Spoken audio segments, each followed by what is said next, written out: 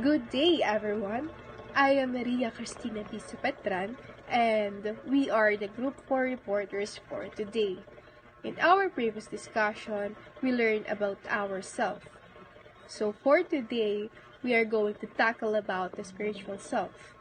But before that, did you know that there are over 4,000 religions all over the world? But there are only 5 major religions, which are the Christianity, Islam, Buddhism, Hinduism, and Judaism. So going back to our main topic, according to William James in his book, The Principle of Psychology in 1890, the spiritual self is one of the 4 constituents of the self. Why? Because the spiritual self is the most intimate, inner subjective part of the self.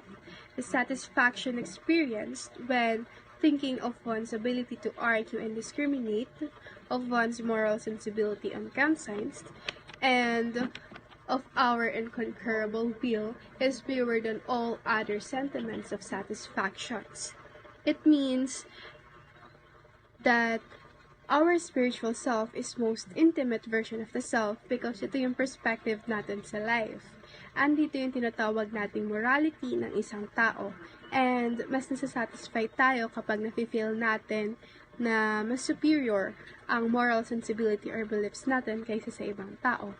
Furthermore, subjective ang spiritual self kasi bawat isa sa atin ay may kanya-kanyang pinaniniwalaan or beliefs pagdating sa mga bagay-bagay. Spiritual self is universal, carries the potential of awareness, is permanent, ageless, and provides centeredness and compassion. It is universal in a way that everyone can be a spiritual person, and permanent kasi once na nahanap na natin ang real meaning of life, ay hindi na ito nagbabago or magbabago ng basta-basta lang. The spiritual self is the most unique and individual component of oneself is without a doubt their spiritual selves, because one's moral sense, conscience, and will are purer than all other feelings.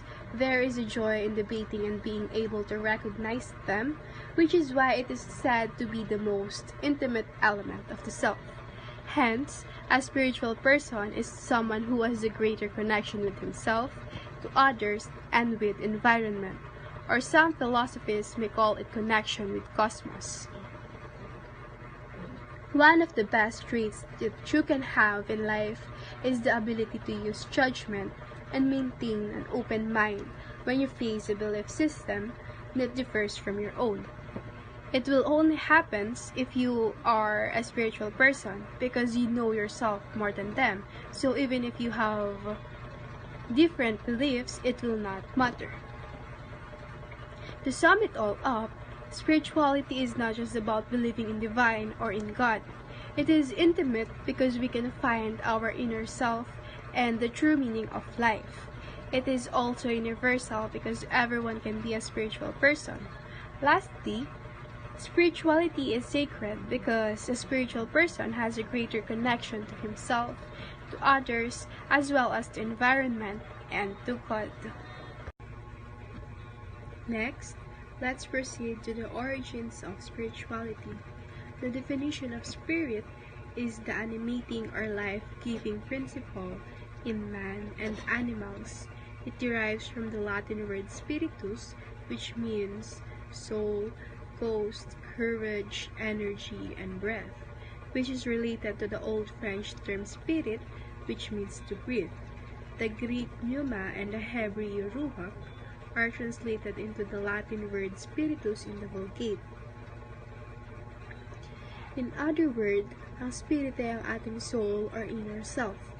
On the other hand, the word spiritual, which refers to the things concerning the spirit, originates from the Old French word spirituel, which in turn comes from the Latin word spiritualis, which is derived from spiritus or spirit. Sa spiritual naman, ito ay related sa ating religions or beliefs na meron ng isang tao. And lastly, the word spirituality comes from the Middle French word spiritualité, which itself is derived from the Latin spiritualitatem or nominative spiritualitas, which is itself derived from the Latin word spirituis, or it is the process of developing yourself in order for you to find the real meaning of life. So when we say spirit, it is the inner self or soul, while spiritual is related to our religions and beliefs. It affects the spirit. And lastly, when we say spirituality, it is the process of developing yourself in order for you to find the real meaning of life. It is also about seeking a meaningful connection with something bigger than yourself. We have 4 types of spirituality: the prayer, meditation, retreats, and yoga. First, we have the prayer. The practice of God's presence is prayer. It is the location where arrogance is put aside, hope is raised, and supplication is offered. The area where we acknowledge our dependence on God, adopt humility, and accept our need is in prayer. Prayer is an act of communication with God. Dito natin nasasabi kung ano talaga ang mga bagay na gusto natin and napapakita natin kung sino ba talaga tayo. Every time we pray, kasi we don't receive judgment or any comments, kasi one-way communication process ito. Although wala tayong nakukuhang verbal response, we still keep on praying because we believe on God and we have faith in Him. Kagaya na lang kapag we experience difficulties in life or kapag may mga problems, we seek for God's help through prayers kasi naniniwala tayo sa Kanya. Second, we have meditation. It is a type of mental training that improves focus and awareness. Its main goal is to prevent overreacting to one's unpleasant emotions, which, while they may be upsetting and disturbing and occasionally divert attention, are always transient. Ginagawa ang meditation para maging mentally stable and emotionally calm. Sa meditation, fino-focus ang attention sa isang bagay and it helps to clear your mind. Ang spiritual meditation naman, ginagawa para magkaroon ng enlightenment kung sino ba talaga tayo. In short, by doing meditation, we can find peace. Retreats. A spiritual retreat is time set apart with purpose to disconnect from the stresses of the outside world and enter into a deeper relationship with God and oneself. Ito yung kadalasang ginagawa kapag malapit na graduate ang mga students. Nag-organize ang school or mga faculty members ng retreats para maka-relax and unwind yung mga students kasi they have experienced a very stressful academic year. Sa retreats, kadalasan pumupunta sa inclusive places or calm yung vibes ng lugar. Pwedeng sa mga provinces or any rural areas. Ang ginagawa kadalasan sa retreats ay devotions, counseling, and nag-share ng key takeaways sa life. Ang purpose naman ng retreats ay to disconnect from the stress of the outside world and to know yourself more and, of course, to heal yourself. Lastly, we have yoga. It is a physical, mental, and spiritual practice that originated in ancient India. The word yoga is derived from Sanskrit root yuj, meaning to yoke or to unite. The practice aims to create union between body, mind, and spirit, as well as between the individual self and universal consciousness. Such a union tends to neutralize ego-driven thoughts and behaviors, creating a sense of spiritual awakening. Yoga is a practice that connects our body and mind. It uses physical posture and breathing exercises.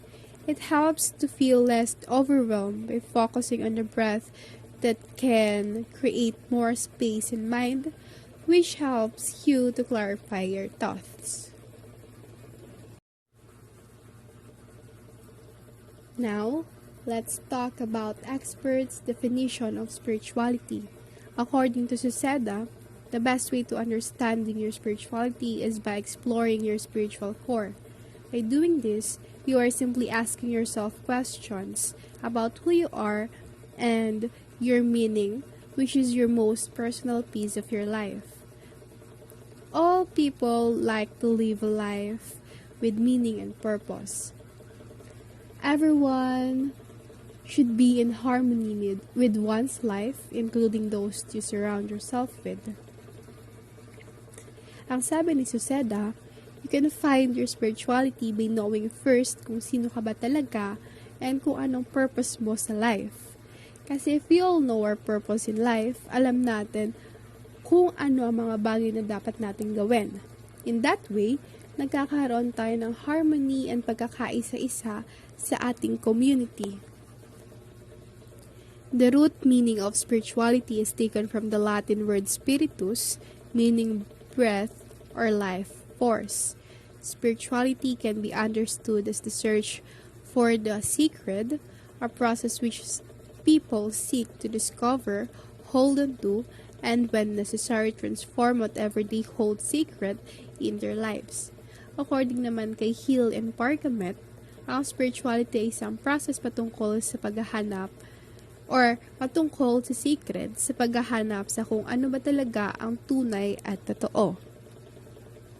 According to Christina Puchalski, MD, Director of the George Washington Institute for Spirituality and Health, contends that spirituality is the aspect of humanity that refers to the way individuals seek and express meaning and purpose and the way they experience their contentness to that moment, to self, to others, to nature, and to the significant or secret.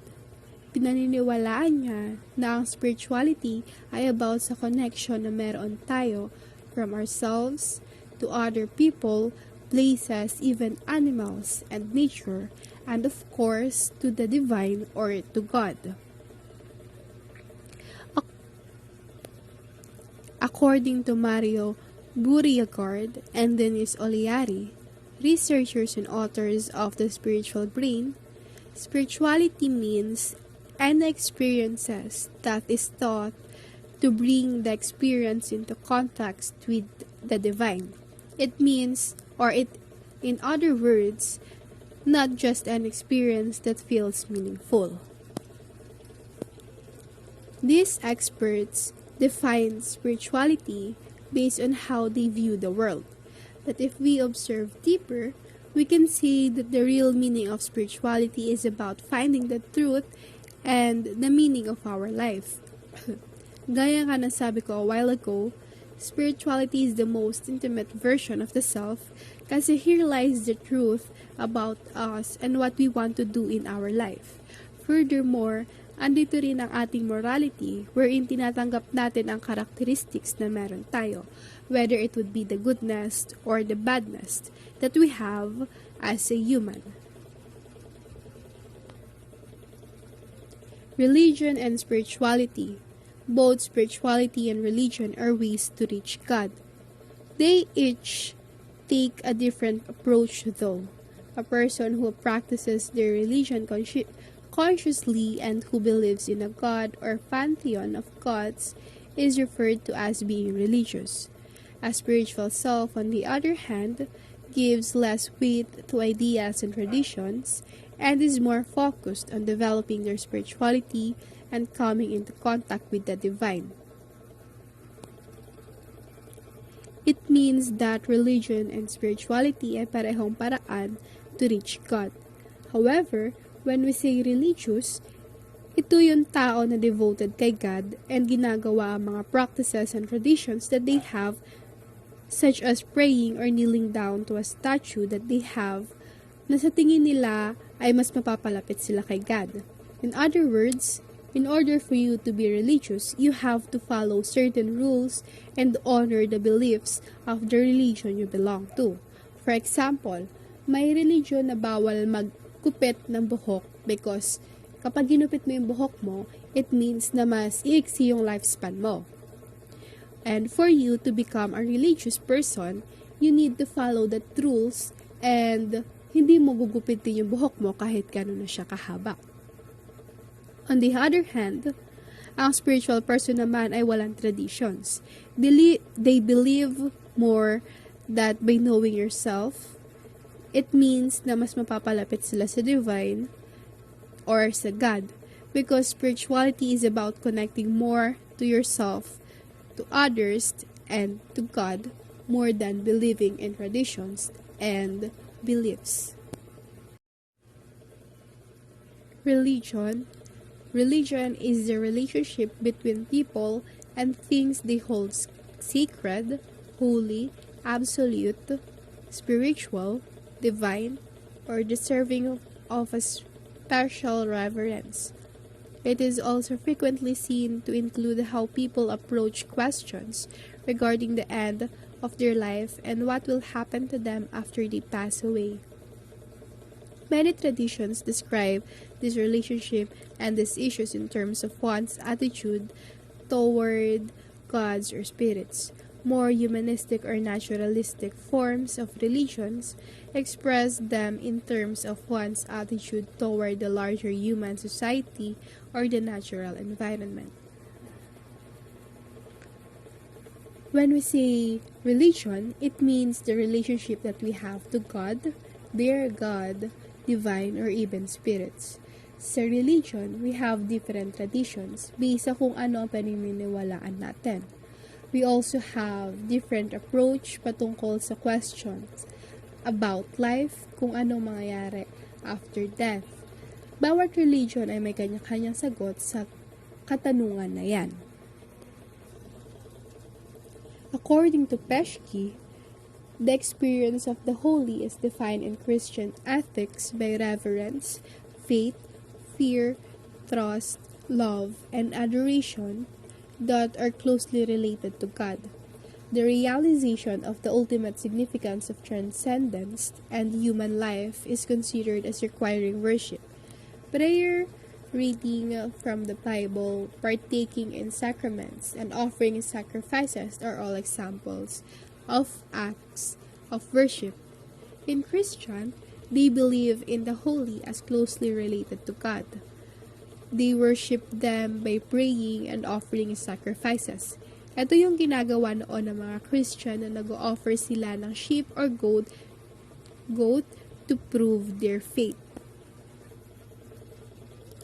According to Amelie Durkheim, religion is a cohesive system of ideas and practices relating to sacred objects, that is, things set apart and forbidden. These beliefs and practices bring all individuals who adhere to them together into a single moral community known as church. Ang religion daw ay isang cohesive system kung saan they worship a God.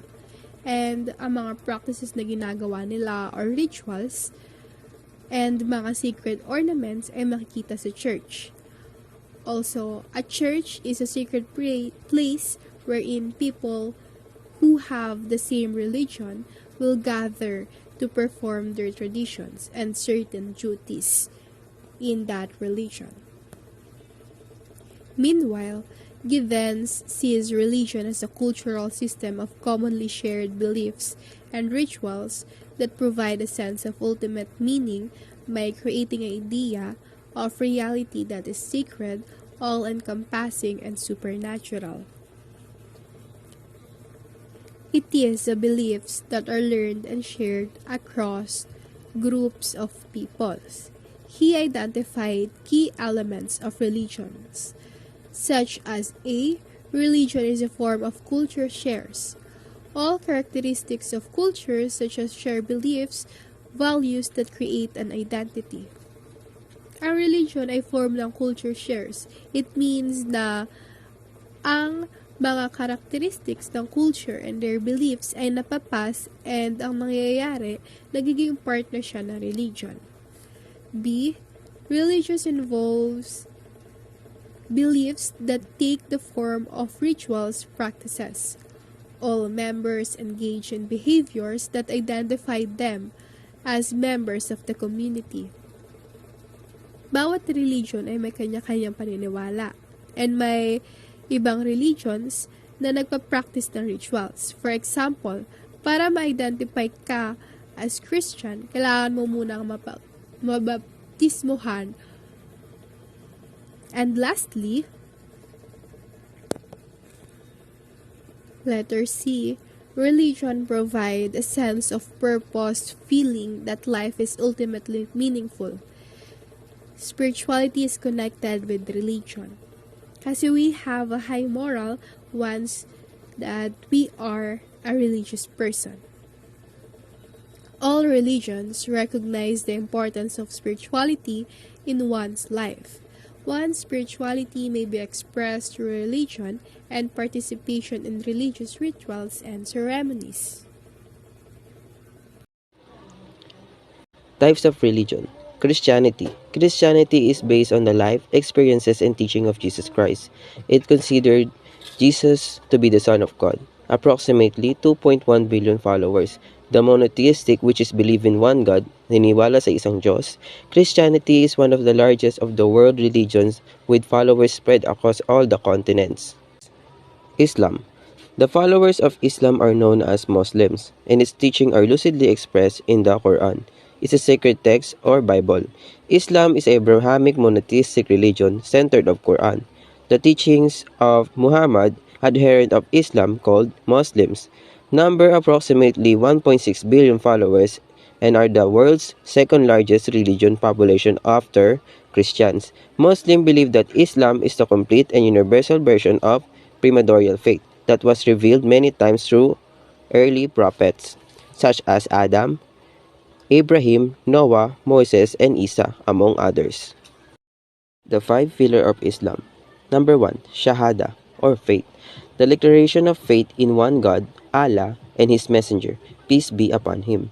Number 2. Salah, or prayer. The ritual prayer requires of every Muslim 5 times a day throughout their lifetime. Number 3.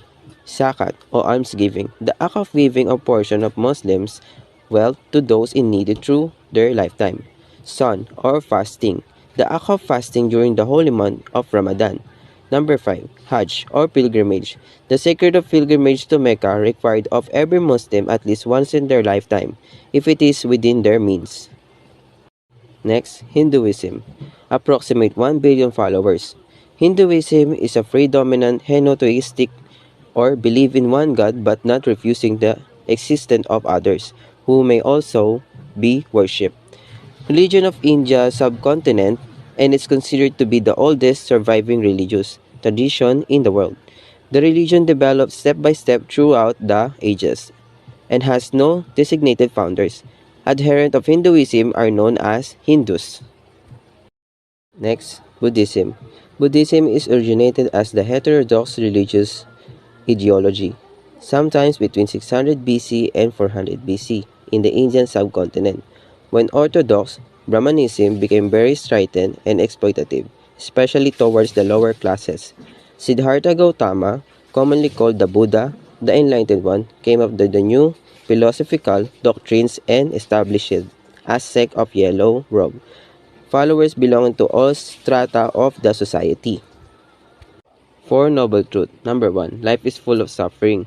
Reflects a perspective of human condition often associated with philosophical and existential discussion. It suggests that suffering in various form is inherent and pervasive aspect of human existence. Desire is the root of all suffering. This is a fundamental concept in Buddhism and is often attributed to be the teachings of Siddhartha Gautama, who became known as the Buddha. This idea is encapsulated in the first noble truth of Buddhism, which is the life of suffering. Suffering can be overcome by eliminating all desires. It is a concept closely associated with a certain interpretation of Buddhist philosophy. It represents a fundamental teaching in Buddhism and is based on the belief that attachment and craving, which are rooted in desires, lead to suffering.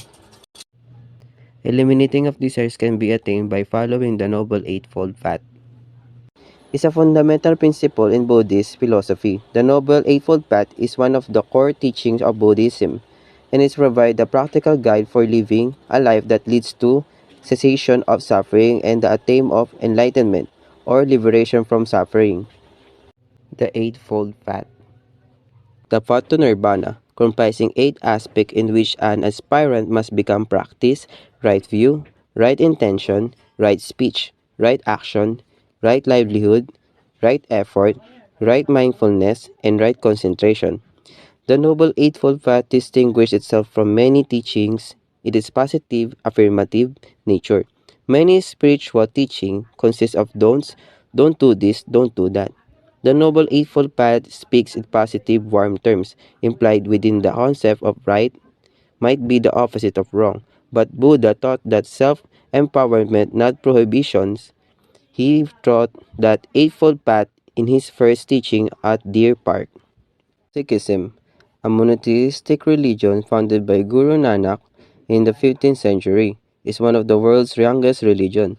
This religious faith, established in the Punjab region of northwestern India with a limited number of followers in the beginning, though Sikh diaspora is quite visible present in a numerous parts of the world. Punjab remains the only religion where majority of the population is Sikh. A devoted Sikh is expected to be an amalgam or saint and soldier. That is to say, he must be the both compassionate as well as aggressive and should be able to distinguish between good and evil and apply his traits accordingly. Next, Judaism is the oldest of Abrahamic faith which also include Christianity and Islam. It is also the oldest monotheistic religion of the world. It was founded in the Middle East around 3,500 years ago by the prophet called Moses, to whom it is believed that God revealed that his laws and commandments. That Tanakh or the Hebrew Bible is the Jewish canonical text through which most of the religion has been studied and understood. In Judaism, the concept of God and his relationship with humankind has been brought out in very interesting manner. Next, Baha'i Faith. The youngest monotheistic religious tradition in the world was founded in Iran in 1863 by a man called Baha'u'llah. The very crux of this faith lies in the spiritual unity of mankind, which can be achieved if all the individual function in harmony for the common benefits of human race. The divine messenger prophets of God form the base of this faith.